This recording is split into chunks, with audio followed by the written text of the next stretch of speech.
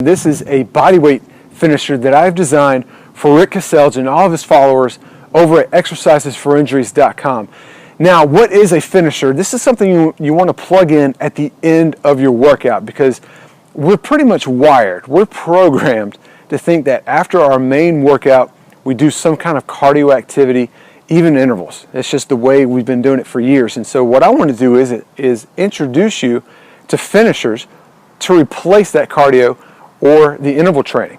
Now, interval training, here's a couple of benefits why. Interval training, you're looking at the neighborhood of anywhere between 15 to 25 minutes, okay? And cardio training, steady state cardio, for most people, they typically do it around 30 minutes. Now, a finisher, you're looking at 10 minutes or less, as little as 3 minutes, just depending on how intense you're going and things like that. Now, the one I want to show you today is 6 minutes long. Now, the reason why they're so beneficial is, if you think about it, interval training, you hop on a treadmill or an elliptical. We'll take a treadmill, for example. You're going to do periods of high intensity followed by low intensity. So whether it's speeding up or increasing the incline, all of that energy is spent into your legs. In other words, we're not working your core, we're not working your pushing muscles and things like that. And so what we're going to do is we're going to remove the interval training and do this finisher, and that way we'll work our core and even our pushing muscles a little bit with the Spider-Man climb. Of course, I'll show you that here in a little bit. So that's the idea behind a finisher. Now, because they are less time, it means they are more intense, because we got to put in more work in less time.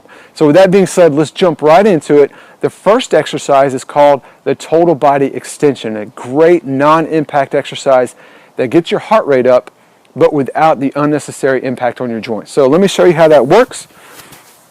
What you're going to do is you're going to put your feet about shoulder width apart. Some people like them a little bit wider.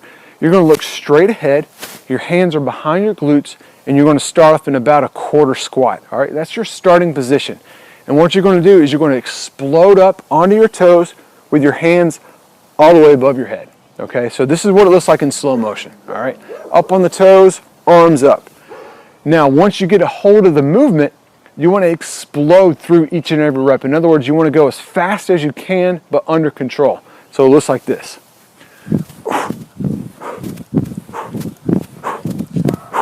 And that is the total body extension, okay? It looks weird, but trust me, it'll get your heart rate up real fast.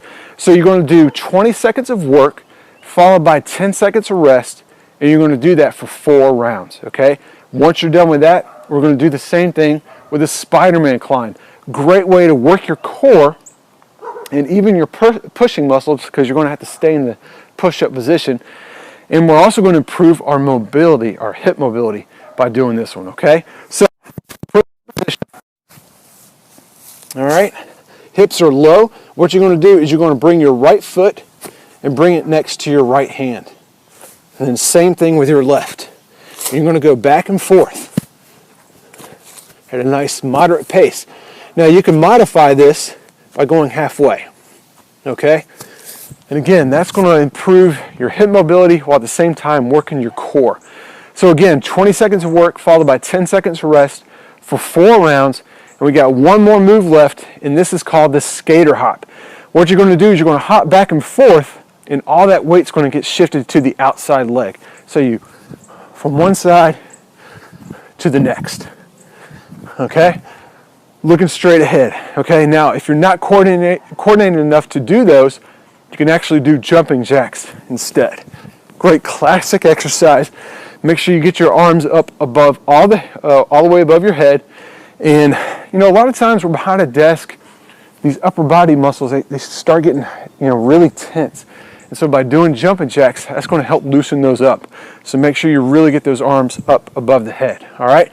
So that is, if you think about it, if you do the math, it's 12 rounds. It's going to be 6 minutes of work. So that means just 6 minutes of work, boom, you are done. That is your interval training for the day, all right? So I hope you enjoyed that. Great way to spread the energy across all muscle groups. Again, this is Mike Whitfield with WorkoutFinishers.com. I'll talk to you soon.